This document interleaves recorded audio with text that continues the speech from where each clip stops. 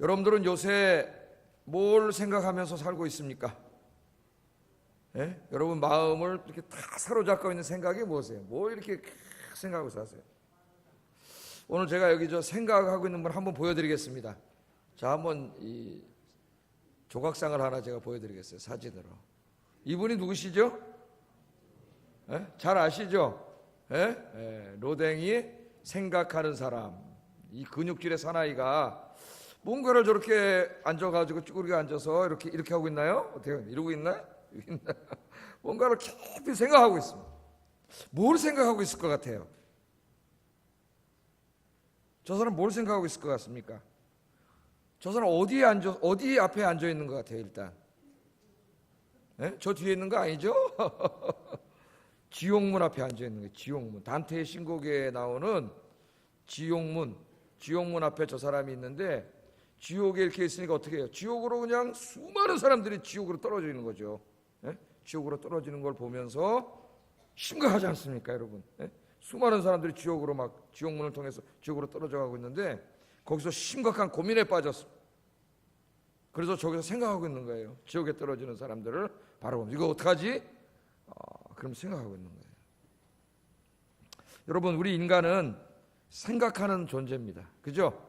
우리는 이렇게 힘이 세지가 않아요. 동물들하고 웬만한 동물들한테는 다 지죠. 우리가 이길 수가 없습니다. 예? 우리는 약해요. 그러나 우리 인간은 연약하지만은 우리 인간이 왜 위대한가? 우리는 생각하는 존재이기 때문에 위대합니다. 우리는 생각할 수 있어요. 그래서 파스칼이 인간은 생각하는 갈대다 그랬습니다. 우리는 갈대 얼마나 연약합니까? 바람만 불어도 싹 흔들리고, 그죠? 물만 조금 찰랑거려도 흔들리고. 우리 인간은 갈대 같은 연약한 존재이지만은 우리 인간이 왜 위대한 존재인가? 우리 인간은 생각하는 존재라는 거죠.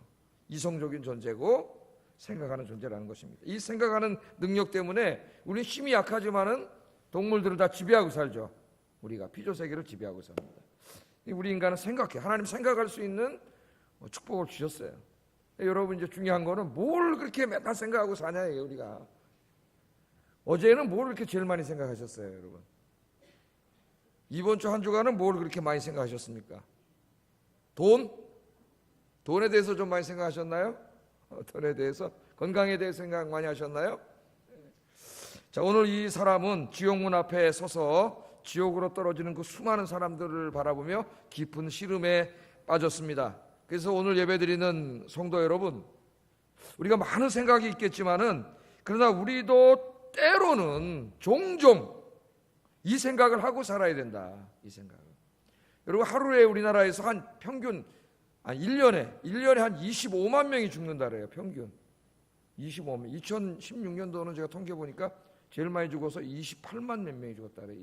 하루 평균 내보니까 그때가 800명이 넘습니다. 지금도 우리가 예배드리는 오늘 이 하루 3월 3일 몇 명이 죽어요?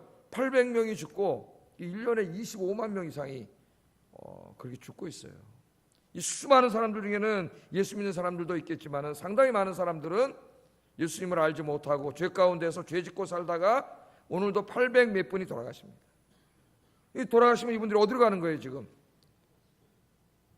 지옥으로 완전히 가지 않고 중간 상태라고 우리가 배웠죠. 그러나 우리가 이해하기 쉬운 말로 하면 어디로 가는 거예요? 결국은 지옥으로 떨어지는 거죠. 이 사람이 생각하는 것처럼 우리도 심각하게 이 문제를 이제 심각하게 생각해 봐야 되는데, 왜냐하면은 그 사람들 중에는 내 가족도 있고 내 친척도 있고 내가 사랑하는 사람도 있고 나와 가까이 지내는 사람들도 거기에 포함될 수 있기 때문입니다. 우리가 그냥 나와나 구원받았으니까 나 즐겁게 살면 안 돼요. 우리가 이제 오늘부터 저 사람을 볼 때마다 우리도 깊은 고민이 있어야 됩니다. 어떻게 할 것인가? 오늘부터 이 문제에 대해서 깊이 생각하시기를 주의 이름으로 축복합니다. 자, 오늘 이 본문을 보면은 천사 가브리엘이 다니엘을 찾아와 가지고 마지막 때에 있을 하나님의 심판과 구원의 모습을 다니엘에게 이제 가르쳐 주는 그런 예언의 말씀이죠. 그래서 이 언어가 그냥 우리가 딱 읽어서 알 수 있는 언어는 아니에요. 상당히 예언적이고 묵시적인 특수한 언어로 되어 있기 때문에 많은 해석이 필요한 그런 언어들입니다. 근데 오늘 뭐 제가 그걸 다 해석하는 데 목적이 있는 건 아니고, 이 말씀의 궁극적인 의미가 뭐냐면은 하나님, 이 세상이, 우리가 살고 있는 이 인류의 역사와 이 문명이 영원하지 않다는 거예요. 하나님이 정하신 때가 있다는 겁니다. 하나님이 정하신 때가 되면 끝난다는 거예요. 종말을 고한다는 거예요. 그리고 이 죄악으로 가득 찬 세상에 대한 하나님의 심판이 있다. 성경은 그것을 우리에게 강력하게 경고하고 있습니다. 오늘 1절 한번 읽어보겠습니다. 1절 시작.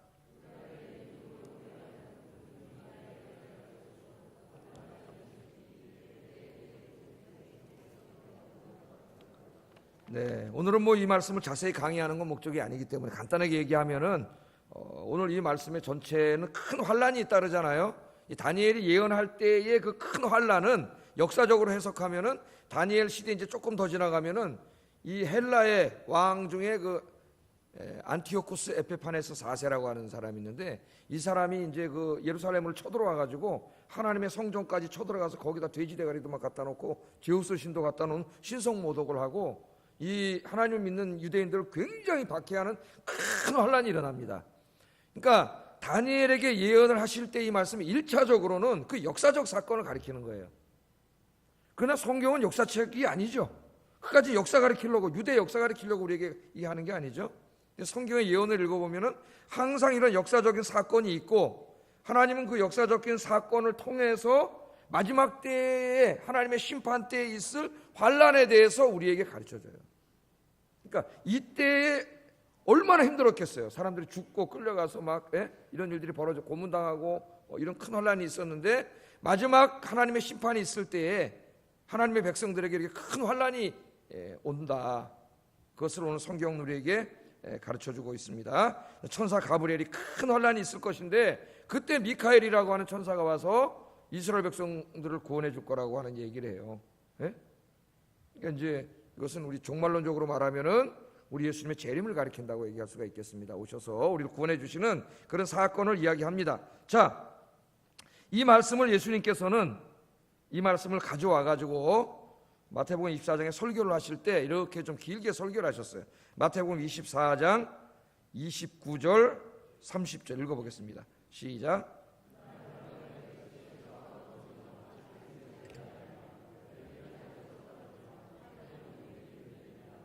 그때 인자의 징조가 하늘에서 보이겠고, 그때 땅의 모든 족속들이 통곡하며 그들이 인자가 구름을 타고 능력과 큰 영광으로 오는 것을 보리라.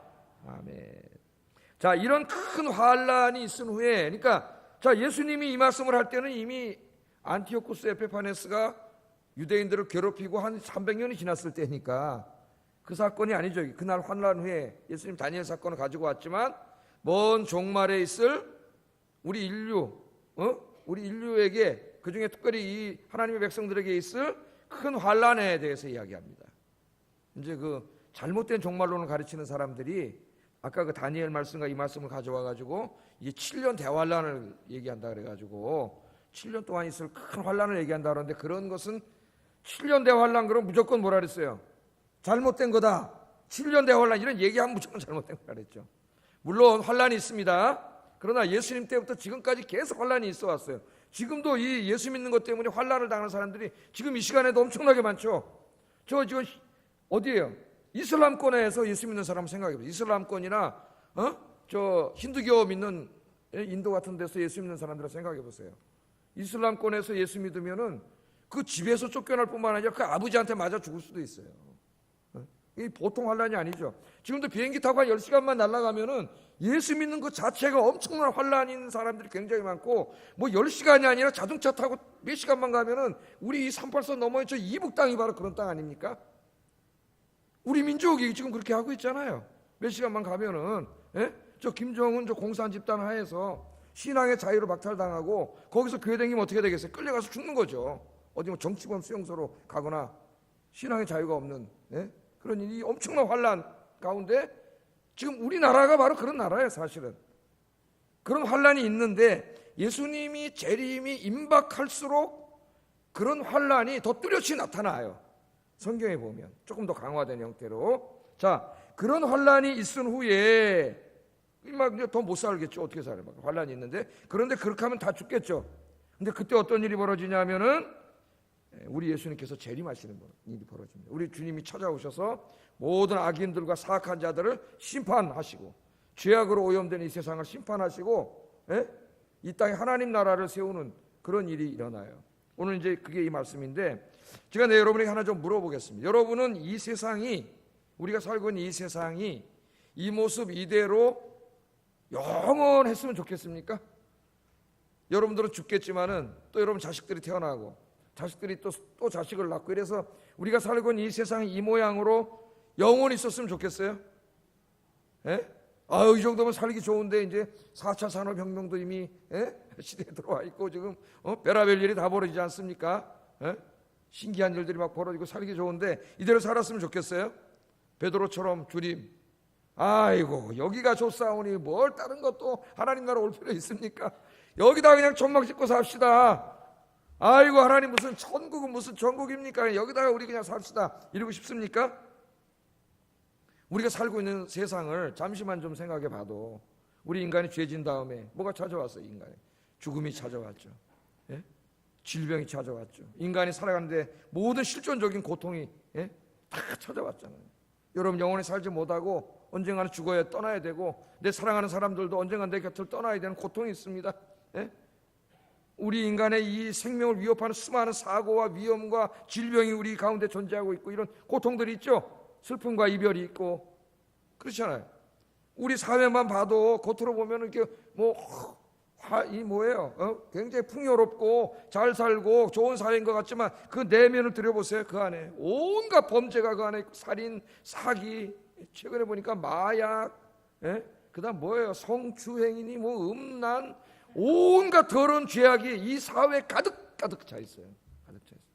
이 가운데 힘없는 사람들이 억울한 일을 당하고 억울한 일을 당해도 어디 가서 해소할 어디 가서 말할 데도 없는 그런 가운데 우리가 살고 있지 않습니까?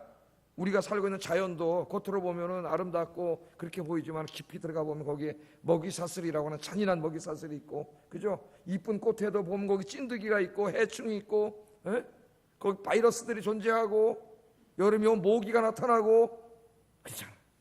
이 세상이. 그래도 이 세상이 좋습니까? 하나님께서 이 죄악으로 고통 가운데 있는 이 세상을 하나님의 때가 되면은 심판하세요. 심판하시고 심판해서 없애버리는 게 아니고 죄악을 심판하시고 이 세상을 하나님 치유하세요. 다 치유하세요. 그래서 하나님이 원하시는 아름다운 이 낙원으로 회복시키세요. 회복. 이 하나님 만든 우주를, 우리 세상을 우리가 죄로 이렇게 망가뜨려 놨잖아요. 이걸 다 회복시켜놔요. 그곳을 성경에서는 뭐라 그런다 그랬어요? 하나님의 나라라 그러고 천국이라 하는데 천국은 좀 오해의 소지가 있다. 저 하늘에 있다고 자꾸 생각을 하기 때문에 여기 우리가 살고 있는 이것인데 뭐 천국이라고도 합니다. 새 하늘과 새 땅이라고도 하고 우리의 소망이 거기 있죠. 자, 오늘 보세요. 이 세상이 온갖 악인들이 악을 행하면서 하나님의 백성들을 괴롭히고 교회를 핍박하고 온갖 악을 행하고 있을 그때에 갑자기 어떤 일이 벌어져요? 우리 주님 찾아오시는데 그 악인들을 주님이 가만두지 않으시죠. 찾아오세요. 해가 어떻게 돼요? 해가 어두워져. 해가 갑자기 낮인데 해가 끔끔해진다고 한번 생각을 해보세요, 여러분. 해가 어두워지고 달이 빛을 내지 않아. 달의 빛이 사라져요. 오늘 아침 제가 새벽에 일어나서 보니까 교회 올라고 보니까요, 달이 이렇게 하얀 달인가 이번이 달이 떴는데요. 그 달 위에 그 금성이 하나 딱 걸려가지고 야 너무 이쁜 거 보신 분 한번 손 들어보세요. 야 참 새벽기도 오시는 분만 보는 거니까. 너무 아름답더라고요. 사진을 내가 카메라로 착착 찍는데 이 카메라 한 개 안 찍혀요. 그 달빛이 어두워지고 깜깜해지고 또 어떤 일이 벌어져요? 하늘에 별들이 막 떨어지고 막 하늘 전체가 흔들리는 이런 일이 벌어진다는 거예요. 이게 뭐냐면은 하나님의 심판할 때 모습입니다. 하나님의 심판할 때 모습. 우리가 저 바람만 조금 태풍만 불어도 겁나잖아요. 작년에 제가 그 제주도 서귀포에 있다가 태풍이 정면으로 들이닥쳐가지고 하여튼 제가 일주일 동안 휴가 가본 적은 처음이에요. 올 수가 없어가지고 묶여가지고 그 엄청난 파도와 바람이 불어오는데 그것만 해도 약간 인간이 겁이 나는데 여러분 천체가 막 흔들리고 해가 어두워지고 이런 일이 벌어진다고 보세요. 얼마나 두렵겠어요. 하나님의 심판이 임할 때 그런 일이 벌어진다는 거예요. 이 말씀을 물론 상징적인 언어로 해석할 수도 있지만 어느 정도 문자적인 의미가 있다고 봅니다. 실제로 그 하나님 심판하는 날은 이 두렵고 무서운 날이에요. 무서운 날. 그래서 이때 뭐라 그래요? 이 땅의 모든 족속들이 통곡, 너무나 무섭고 두려워서 통곡을 한다 그랬어요. 통곡을 해요. 그때 누가 오시는 거예요? 우리 예수님께서 다 재림하시는 거죠. 이 세상의 악은 심판하시지만 그때 믿는 사람들은 어떻게 돼요? 우리는 변화돼서 주님, 공중에 주님 만나러 올라가고, 죽은 자들은 부활해서 주님 만나러 올라가고, 그때 이 땅은 심판을 받고, 그러니까 하나님의 사람들이 심판을 받아야 안 받아요? 안 받는 거죠. 그런 일들이 동시적으로 일어나는 거예요. 순식간에. 무슨 7년이 있는 게 아니고 순식간에 일어나는 거예요. 자, 이 얘기를 조금 더 자세하게 그리고 있는 게 요한계시록 6장입니다. 6장. 우리 한번 보겠습니다. 다섯째 인을 뗄 때에 이런 일이 벌어진다. 한번 같이 읽어보겠습니다. 시작.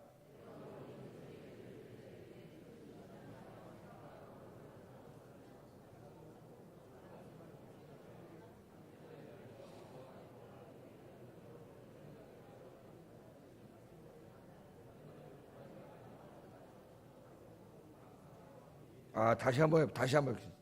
제가 같이 안 읽으니까 안 맞아요. 같이 읽겠습니다. 내가 보니 여섯째 인을 떼실 때에 큰 지진이 나며 해가 검은 털로 짠 상복같이 검어지고 달은 온통 피같이 되며 하늘의 별들이 무화과 나무가 대풍에 흔들려 설익은 열매가 떨어지는 것 같이 땅에 떨어지며 하늘은 두루마리가 말리는 것 같이 떠나가고 각 산과 섬이 제자리에서 옮겨지매 땅의 임금들과 왕족들과 장군들과 부자들과 강한 자들과 종과 자유인이 굴과 산들의 바위 틈에 숨어 산들과 바위에게 말하되 우리 위에 떨어져 보좌에 앉으신 이의 얼굴에서와 그 어린 양의 진노에서 우리를 가리라.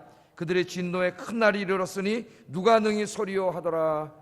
이 사람들이 권력을 가진 사람들, 이제 다 나오지 않습니까? 왕족들, 장군들, 부자들, 힘 있는 자들, 이런 힘과 권력을 가지고 온갖 악을 행하고 죄악을 행하고 교회를 핍박하고 하나님이 없다 그리고 이런 자들이 막 그렇게 막 천년만년 자기들이 그렇게 할 줄 알고 했는데 갑자기 그냥 하나님께서 그날 정하신 날이 와가지고 심판의 날이 내일 올지도 몰라요, 여러분.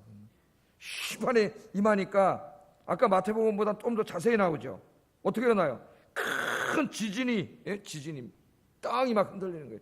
요새 우리나라도 지진이 나는데 저 통영이 아니라 포항에 지진이 나서 그 사람들이 막 지금 막 두렵잖아요. 막 무덤 속에 사는데 그 정도 지진에도 이 온 땅에 막 지진이 일어나고 해가 검은 털로 짠 상복같이 검어지고 달이 빛같이 변하고 하늘의 별들이 무화과 나무가 태풍 불 때 떨어지듯이 무화과 열매들이 별들이 막 쏟아져 내리고 막 이런 무서운 일들이 벌어지는데 지축이 흔들려서 땅이 막 일로 가고 섬이 절로 가고 이걸 한번 상상을 해보세요. 이런 그림이. 그러니까 이것은 하나님이 창조하신 우주를 파괴하는 장면이 아니에요. 심판은 파괴가 아닙니다, 여러분. 하나님이 창조하신 세상을 파괴하지 않았어요. 그 가운데 있는 뭐만 심판하시는 거예요? 죄만 심판하시는 거예요. 죄.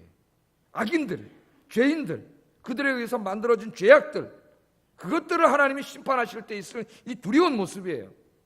아마 문자적으로 잠깐 동안 이런 모습이 나타나지 않을까 그런 생각이 듭니다. 제 생각에는. 이건 너무 상징적으로 해석하면 안 될 것 같아요. 영원한 건 아니지만 잠깐 심판은 그때에 이 무서운 일들이 벌어지는데 너무나 무서우니까 이게 그러니까 문자로도 해석을 해야 된다는 게 나와요. 너무 무서우니까 그 밑에 땅의 임금들, 왕족들, 장군들, 부자들, 강한 자들, 이 사람들이 다 누구예요? 이 땅에 있을 때 권력 있는 자들, 힘 있는 자들, 자기 멋대로 행동하고 약한 사람 괴롭히고 이런 사람들 신성 모독하고 이런 자들 아닙니까, 여러분? 이런 사람들이 갑자기 무서워가지고 그 권력이 거기서 자기를 구원해 주나요? 돈이 무슨 소용이 있어요? 지금 지축이 흔들리고 천체가 흔들리고 있는데 무서워가지고 어떻게 합니까? 산과 바위 밑에 들어가서 숨어갖고 살려주세요 하고 있다는 거예요. 그런 날이 온다는 겁니다. 그런 날이 이 땅에. 여러분은 그걸 믿습니까? 성경은요, 이 하나님의 심판의 무서운 이 심판의 날에 대해서 생생하게 여러 군데서 매우 강조해서 우리에게 이야기하십니다. 하나님은. 그런데 강단에서 이 말씀이 거의 사라지고 매일 예수 믿고 돈 많이 벌고 잘 되고 건강하고 뭐 이런 얘기만 하다 보니까 이 하나님이 우리에게 정말 하시고 싶은 이 말씀이 이게 사라지고 있어요. 여러분, 하나님의 심판이 있습니다. 하나님의 심판이. 이 심판으로부터 피할 수 있는 사람은 아무도 없어요. 모두가 이 하나님의 심판을 받게 돼 있어요. 죄인들은. 그러나 이 심판을 받지 않는 사람이 있습니다. 아까 누구라 그랬어요? 주님 오실 때 주님 영접하러 가는 사람들 누굽니까? 12장 오늘 1절 하반절 읽어보겠습니다. 시작.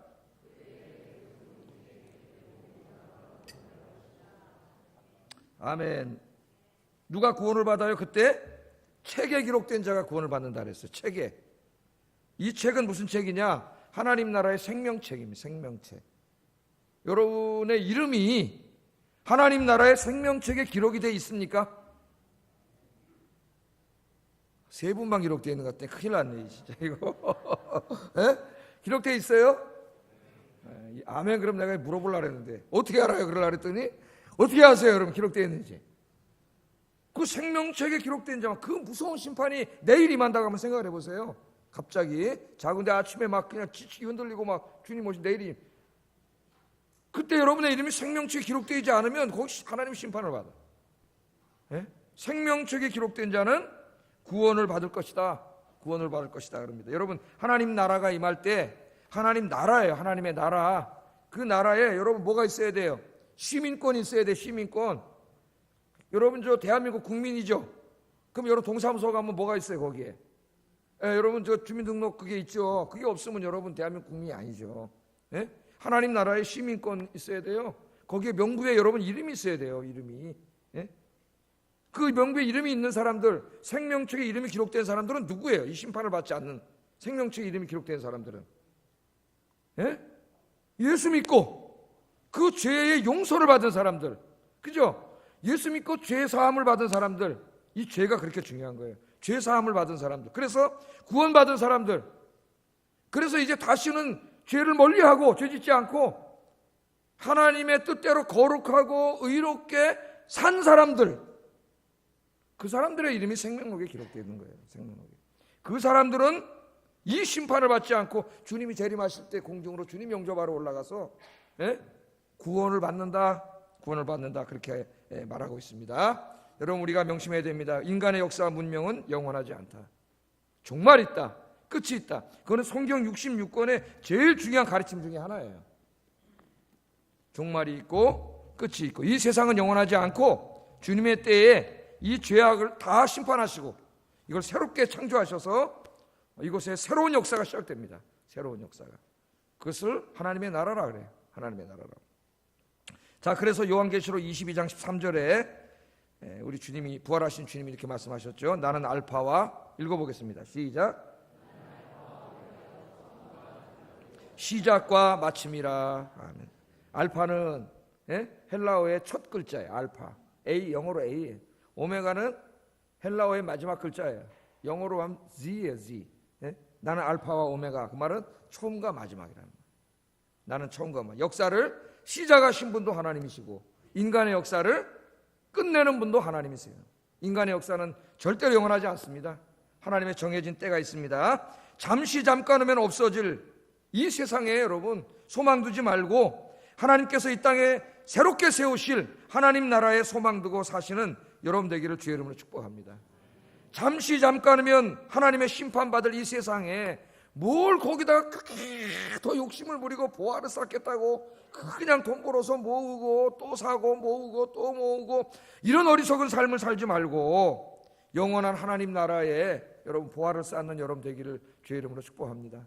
우리 예수님이 그랬죠. 이 썩어 없어질 이곳에 보물을 쌓지 말라 그랬어요. 하나님 나라의 보물을 쌓으라 그랬어요. 하나님 나라의 보물을 쌓는 건 어떻게 하면 쌓는 거죠? 어떻게 하는 거예요? 하나님께서 여러분에게 주신 모든 것들을 그 나라와 영광을 위해서 여러분이 드리고 사용하고 쓰고, 그죠? 하나님의 영광을 위해서 드리고 어려운 이웃들에게 나누어 주고 하나님이 기뻐하시고 선하시게 여기는 일에 쓰면서 사는 거죠.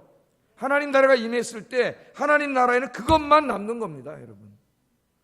하나님이 여러분에게 주신 것들 이 땅이 단지 알고 이 육신이 단지 알고 그냥 그거 가지고 나만 시커 먹고 마시고 내 가족만 다 살다 그렇게 가면 그것은 하나님 나라에 아무것도 남지 않는 거예요. 여러분들 그렇게 살지 말기를 바랍니다. 우리 예수님이 제자들에게 기도를 가르쳐 주실 때에도 이렇게 기도를 가르쳐 주셨어요. 주기도문 우리 한번 읽어보겠습니다. 마태복음 6장 9절 10절 읽어보겠습니다. 시작.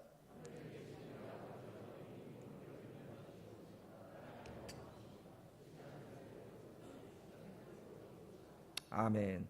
자, 이게 예수님이 가르쳐준 기도죠. 기도인데 이 주기도문이라고 우리가 그럽니다. 근데 여러분, 이 기도는 언제 드리는 기도라 그랬어요? 밤에 드리는 기도라 그랬어요? 아침에 드리는 기도라 그랬어요? 아침에 드리는 기도라 그랬죠. 그래서 우리 그리스도인들은 사실은 아침에 하루를 시작하기 전에 주기도문으로 기도를 하고 시작을 해야 돼요.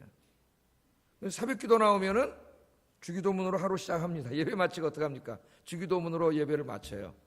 여기 보면은 우리가 아침마다 눈을 뜨고 세상에 나가죠. 직장에 나가고 뭐 장사하러 나가고 사업하러 나가고 학교에 가고 우리 일을 하러 세상에 나가는데, 세상에 나가기 전에 무릎 꿇고 우리가 먼저 기도하라는 거예요. 이 기도를 해야 된다는 거예요. 그게 뭐예요? 하늘에 계신 하나님 아버지, 당신의 이름이 온 땅에 영화롭게 되게 하시고, 그 다음에 뭐예요?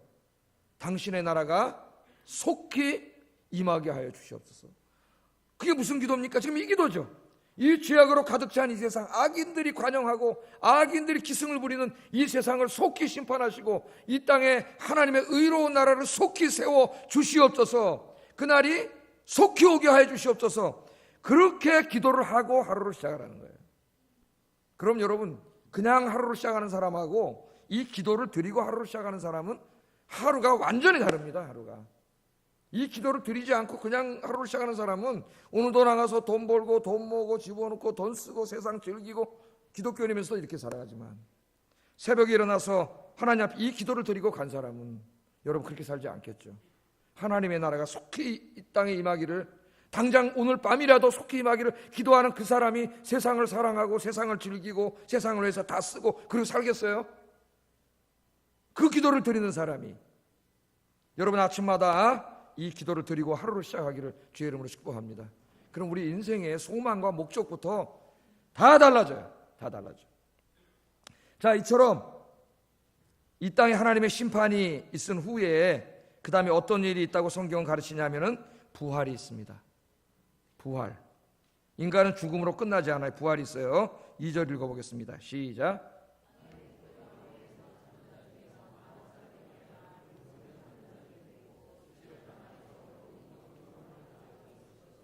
아멘. 여기 보면 땅의 티끌 가운데서 자는 자 중에 많은 사람이 깨어나는데, 주님이 그 심판의 날 깨어나서 부활을 해요. 여러분, 믿지 않는 사람 부활해요, 안 해요?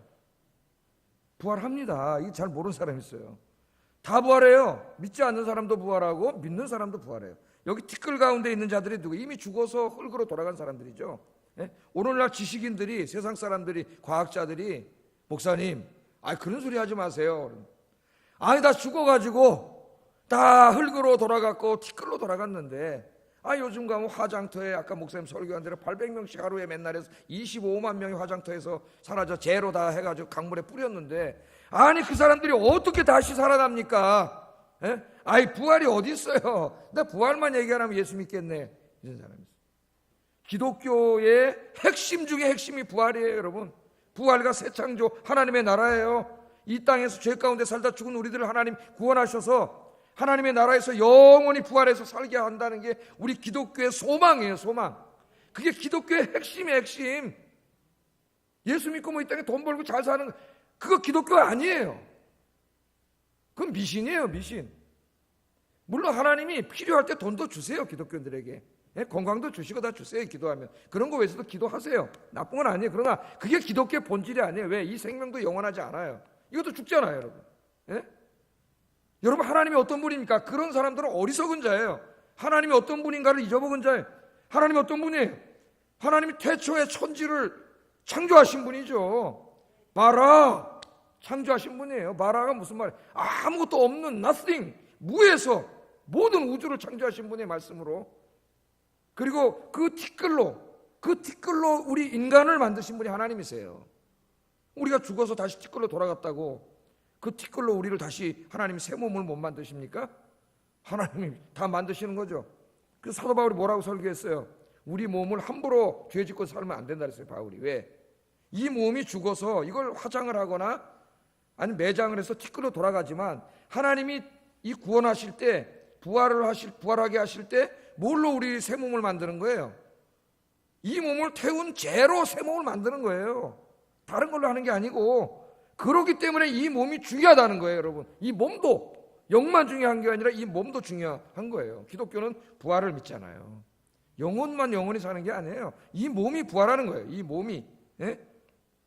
근데 이 몸이 부활할 때 오늘 성경은 뭐라 그러냐면은 부활해서 천국의 축복에 참여하는 사람이 있고, 어떤 사람은 영원한 지옥 형벌을 받는 사람으로 딱 나눈다는 겁니다. 나뉘어요. 계시록 20장 13절 15절 읽어보겠습니다. 시작.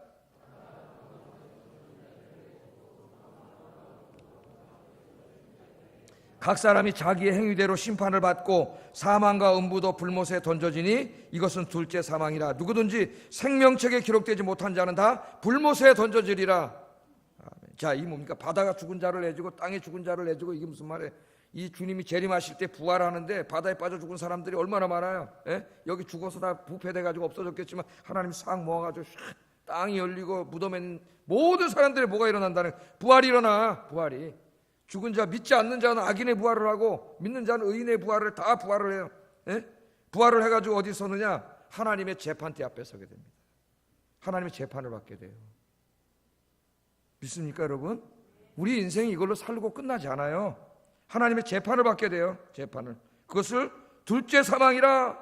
생명책에 기록되지 못한 자들, 그 죄의 문제를 해결하지 못한 자들, 여전히 죄 짓고 죄 가운데 살다가 죽은 자들은 이 영원한 불못. 불못이 뭡니까? 불의 연못이죠. 불로 된 연못, 그런 말이죠. 예? 성경에는 불못이라 그랬어요. 불못이라고. 불못에 떨어지리라, 그렇게 이야기를 하고 있습니다.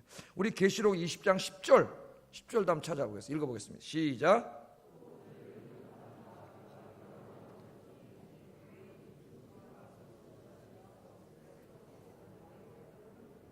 아멘. 이 불못에는 인간을 타락시키는 그 악한 영인 마귀도 떨어지고, 그 마귀의 종노릇을 했던 그 선지자들도 떨어지고, 모든 믿지 않는 자들이 다 이 불못에 떨어지는데 세세토록 밤낮 괴로움을 받는다 그랬습니다. 세세토록이 뭐 영원히 밤낮 고통 가운데 있는 곳이라 그랬습니다. 고통. 그것을 불못, 진짜 그게 불로 된 연못인지는 이건 상징적인 언어이지만, 그 우리 인간이 고통에 대해서 설명해 주기 위해서 인간에게 하나님 쓰시는 상징이죠. 이 원래는 이 유대인들은 이 말의 의미를 잘 알고 있어요. 이게 원래 이제 예수님이 이 지옥에 대해서 얘기할 때 게헨나라는 말을 써요. 게헨나. 헬라어로 게헨나예요. 그 게헨나가 뭐냐 하면은 그 유대인들의 쓰레기 태우는 곳이에요. 예루살렘 근처에. 우리나라로 말하면 뭐라 그랬어요? 난지천이 이제 지금은 저렇게 아름답게 됐지만은 저 옛날에는 쓰레기 온갖 다 갖다 버리면 저거 태웠죠, 여기서. 예? 그러니까 유대의 그 쓰레기장을 어마어마한 규모인데 태우면 그 유황을 넣어서 이제 태우는데 유황불이라 하잖아요.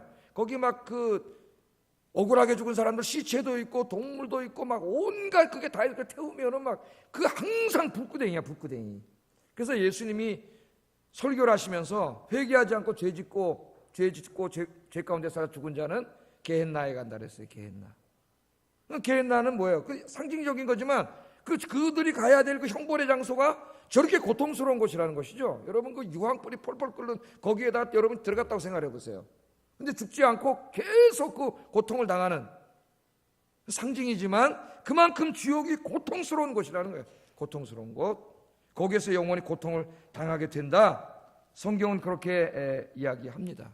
그러나 예수님을 믿고 자기가 죄인임을 인정하고 자기의 죄를 주님 앞에 내려놓고 가슴을 찢고 회개한 사람, 그래서 죄사함 받고 구원받은 사람, 남은 인생을 죄짓지 않으려고 몸부림치면서 말씀대로 살려고 한 사람들은 거기에 가지 않고 어디에 가요? 부활해서 영원한 하나님의 나라에서 영원히 축복의 장소에서 살게 될 줄로 믿습니다. 그런데 20세기에 들어오면서 이 자유주의 신학자들이 하나님의 사랑과 은혜를 왜곡되게 강조를 해가지고 하나님의 심판과 지옥을 부정하는 책들을 써내기 시작했어요. 뭐라 그랬냐, 이 책들 읽어보면 하나님이 그렇게 사랑이 많으신 분이신데 어떻게 아무리 죄인들이라 할지라도 영원히 그 고통을 당하게 하실 수 있는가? 성경이 그렇게 얘기하고 있는데 그렇지 않다는 거예요. 하나님의 사랑과 은혜가 충만하기 때문에 하나님이 안 그런다는 거예요. 아무리 죄인도 악인도 다 그냥 천국에 가게 하신다는 거예요. 이런 책들을 지금 막 써내고 있습니다. 하나님의 사랑과 은혜를 강조하면서 제가 한번 이렇게 얘기를 해보죠. 하나님은 사랑의 하나님이시면서 동시에 공의의 하나님. 하나님의 사랑은 얼마나 큰지 우리를 구원하기 위해서 독생자 외아들까지 십자가에서 죽이시는, 그 십자가 위에 자기 자신도 함께 참여하시는, 어떤 의미에서 하나님이 자기 자신을 주시는, 우리 인간이 받아야 될 형벌을 자기 위에 내리시는 그런 사랑이 많으신 분이에요. 그러나 하나님은 또한 공의의 하나님이십니다. 하나님이 창조하신 우주의 통치 원리는 사랑과 공의예요. 공의. 하나님이 악인을 벌하지 않으면 하나님의 공의가 훼손됩니다. 그래서 제가 이걸 판사에다 비유를 하죠. 예? 어떤 판사, 하나님 나중에 판사로서 심판을 하시는데, 판사가 있는데 사랑이 굉장히 많은 판사가 있다고 생각해 보세요. 그분은 정말 사랑이 너무 많으신 분이에요. 그런데 재판을 하는데 흉악범이 와 있어요. 살인범도 와 있고. 판사가 말이지, 나는 사랑이 많은 사람이야. 살인 3명 죽였냐? 무죄. 50명 막 도끼로 찍었냐? 무죄. 여러분, 그렇게 한다면은 그 판사는 사랑이 많은 판사가 아니라 불의한 판사죠. 불의한 판사. 그 사랑이 많은 판사예요? 불의한 판사예요. 그런 판사가 있는 사회는 천국이 되는 게 아니라 지옥이 됩니다. 지옥이. 살 수가 없는 사회가 되는 거죠. 여러분, 한번 또 이렇게 한번 생각을 해보세요. 여러분, 우리 이 땅에 살아가는데 억울한 일 당하는 사람들이 너무나 많습니다. 힘없는 사람이. 예를 들면 여성들이 직장에 나가서 성추행을 당하는데, 성추행을 당했다고 생각해 보세요. 그런데 이걸 다 쉬쉬하고 그러잖아요. 보통 너만 조용히 있으면 돼 그러면서 사람들이 믿어주지도 않고, 어떤 사람이 용기를 내서 얘기를 했어요. 법원에다 호소를 했어요. 그때는 판사가 또 앉아갖고 증거 불충분, 뭐 또 술 먹어서 그랬으니까 무죄. 그랬다 한번 생각을 해보세요. 그래서 또 그 성추행범하고 같은 직장에서 또 웃으면서 생활을 해야 돼. 그런 일이 벌어지면 돼야 안 돼요? 안 되겠죠. 그러면 그 직장이, 그 여인 다닐 수 있어요? 그 희생당한 그 사람들의 그 억울함과 그 고통은 어떻게 되는 겁니까, 여러분? 우리가 이것을 생각하면 하나님의 공의의 심판이 있어야만 한다는 걸 우리가 알 수 있어요. 우리가 천국에 갔는데 이 땅에서 온갖 못된 짓 한 사람, 살인한 사람, 마약 팔아먹은 사람, 조직폭력배, 이 나쁜 놈들이 죄도 회개하지 않았는데 천국에 가서 같이 또 살아, 웃으면서. 그러면은 그것은 천국이 아니고 지옥일 겁니다. 아마 지옥. 그렇지 않겠어요? 그래서 여러분, 이 문제를 신앙적인 건 아니지만은 철학적으로 해결한 분이 있어요. 인류 역사상 가장 천재라고 하는 독일의 철학자 임마누엘 칸트라고 하는 사람이 있습니다. 임마누엘 칸트라는 사람, 예수 믿는 사람은 아닌데 그 사람이 이제 자기 철학을 이제 썼죠. 쓰면서 인식론, 지식의 문제, 우리가 인간이 뭘 알 수 있는가, 그걸 써서 다 이제 순수이성 비판이라는 유명한 책을 썼어요. 다 책을 쓰면서 그 다음에 이제 지식의 문제를 다루고, 철학은 그 다음에 뭐냐면 저 위에 계신 궁극적인 존재의 문제를 다뤄요. 우리 하나님이라 그러죠? 다루는데 그걸 다루려 그러니까 뭐라 그러냐, 다루면서 그 궁극적인 존재인 신적인 존재 하나님에 대해서 알 수 없다 그랬습니다. 칸트가. 왜? 우리 인간은 모든 것을 시간과 공간 속에서 지각하기 때문에, 생각을 하고 받아들이기 때문에, 시간과 공간을 초월해 계신 신에 대해서는, 하나님에 대해서는 우리가 뭐라고 얘기할 수가 없다. 그 불가지론을 폈어요. 불가지론. 알 수 없다. 하나님이 있는지 없는지 하여튼 뭐라고 얘기할 수 없다는 거예요. 우리가 이렇게 인지할 수가 없기 때문에. 그 하나님에 대해서 알 수 없다면은 없는 거나 마찬가지예요. 그래서 칸트 이후에 무신론으로 확 철학이 돌아섭니다. 포에르바나 그 다음에 칼 마르크스 같은 사람도 마찬가지고, 여러분이 잘 알고 있는 니체 같은 사람, 신이 죽었다고, 목사의 아들인데 그 친구가 신이 죽었다고 하면서 이 계몽주의 시대에 하나님 없는 사회를 만들어버렸죠. 그런데 이 니체가 그렇게 책을 다 쓰고 그 다음에 이제 윤리학 책을 썼어요. 윤리학, 인간이 어떻게 살아야 되느냐, 하나님이 있는지 없는지도 모르는 세상인데 인간이 어떻게 살아야 되느냐, 이게 이제 그 실천이성 비판이라는 책을 쓰면서 인간은 어떻게 살아야 되느냐, 자기가 정원명법을 만들어놨어요. 반드시 인간이 이렇게 살아야 된다. 그건 뭐냐, 인간은 무슨 일을 행동하고 결정할 때 자기 자신만을 위한 것이 돼서는 안 되고, 자기와 함께 살아가는 다른 사람들에게도 이익이 되는 것을 결정하고 선택하면서 살아가야 된다. 그렇게 했어요. 와, 이거 대단한 거 아닙니까, 여러분? 예수 안 믿는 사람이 정말 대단한 윤리학을 썼어요. 그리고 그렇게 정원명법이라 그랬습니다. 그것을 그렇게 살아가는 사람은 잘 돼야 돼, 축복받아야 돼, 높은 자리에 올라가야 돼. 이렇게 책을 쓰고 보니까 살아가는 현실은 그래요, 안 그래요? 살아가는 현실이 안 그랬잖아요. 못된 놈들이 더 잘 되는 거예요. 거짓말하고 속이고 남의 거 뺏고 권력을 남용하고 이런 자들이 높은 자리에 올라가고 잘 살고 떵떵거리며 사는 거예요. 그러니까 이거 뭔가 잘못됐잖아.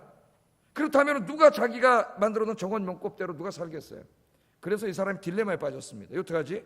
그러다가요, 그 사람이 뭐라 했는지 아세요? 하나님은 있어야만 합니다.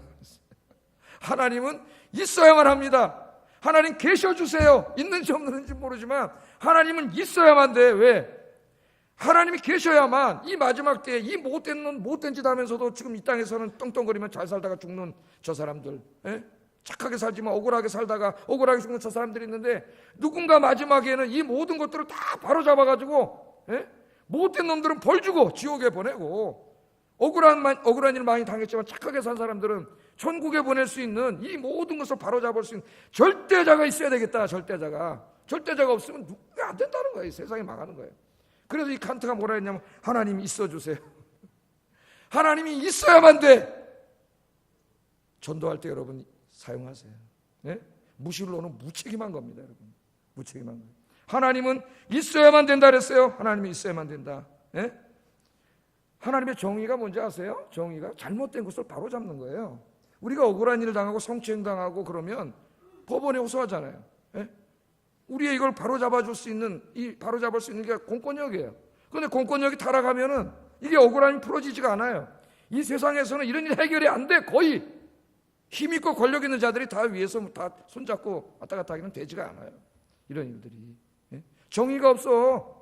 정의는 잘못된 걸 바로잡아야 되는데 잘못된 걸 바로잡으라고 하나님이 판사를 세워놓고 검사를 세워놨더니 이 친구들이 타락해가지고 그렇게 안 하는 거예요.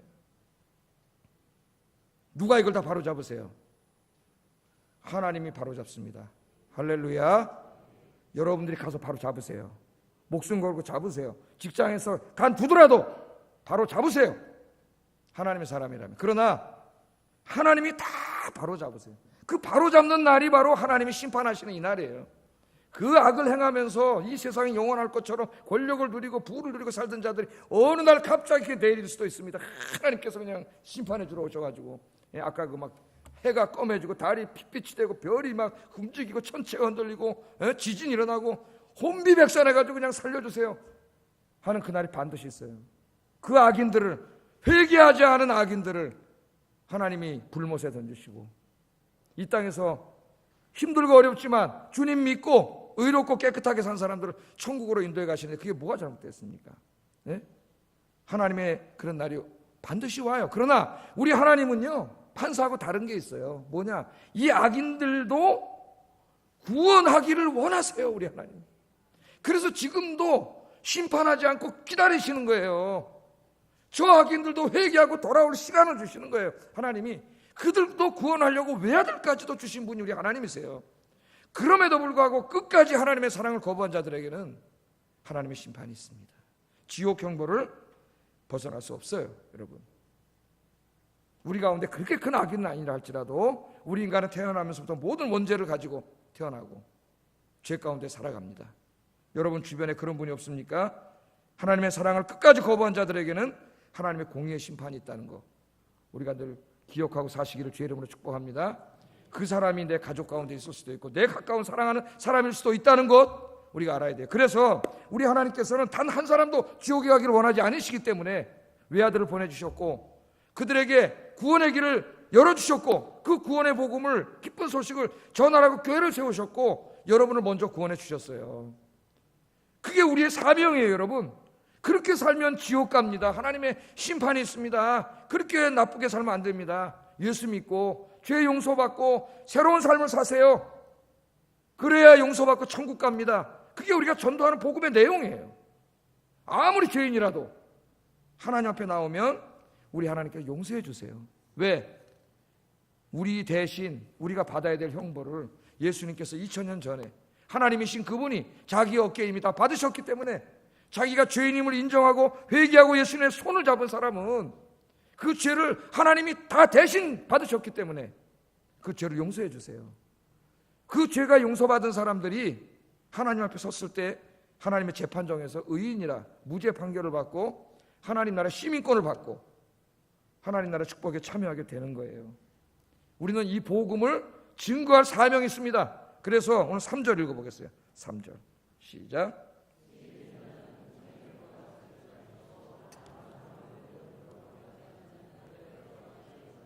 아멘. 많은 사람을 여러분이 전도 열심히 하셔가지고 지옥에 갈 사람들, 죄 짓고 계속 악을 행하면서 하나님 어딨냐고 사는 사람들 찾아가서 친구도 있고 가족도 있고 다 있잖아요. 그 중에 여러분 예수님을 증거해서 그들을 구원시킨 사람, 많은 사람들을, 지옥 갈 많은 사람들을 구원해서 천국에 가게 하는 그 사람은 하나님 나라가 임했을 때 그 이름이 하늘에 별과 같이 빛나리라. 그건 뭐예요? 그 나라, 하나님의 나라에서 그 이름이 영화롭게 된다는 거예요. 그 이름이. 우리 예수님도 조금 다르게 이렇게 말씀하셨습니다. 마태복음 13장 43절 읽어보겠습니다. 시작. 해와 같이 빛나리라. 해와 같이 빛나리라. 해와 같이. 하나님이 영광스럽게 하신다는 거예요.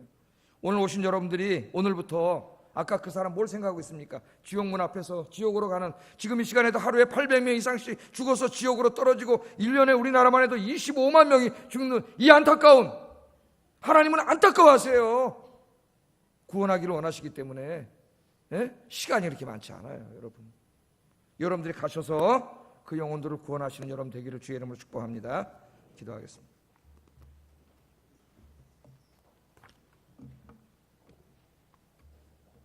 첫째는 죄 짓고 살다가 지옥 갈 나 같은 죄인을 하나님이 찾아오셔서, 내 인생에 찾아오셔서 구원해 주신 거 너무 감사합니다. 진짜 감사 기도 드리세요. 감사. 그것만 해도 평생 감사. 두 번째, 나는 구원받았지만 내 가까이 있는 사람들, 내 사랑하는 사람들, 지옥문으로 떨어질 그 수많은 사람들을 깊이 생각하고 아까 그 사람처럼 기도하며 전도하게 해주세요. 전도하는 일이 힘들고 어렵겠지만 하늘의 별과 같이 그 이름을 빛나게 하신다는 주님의 약속을 믿고 열심히 전도하게 해주세요. 기도하겠습니다.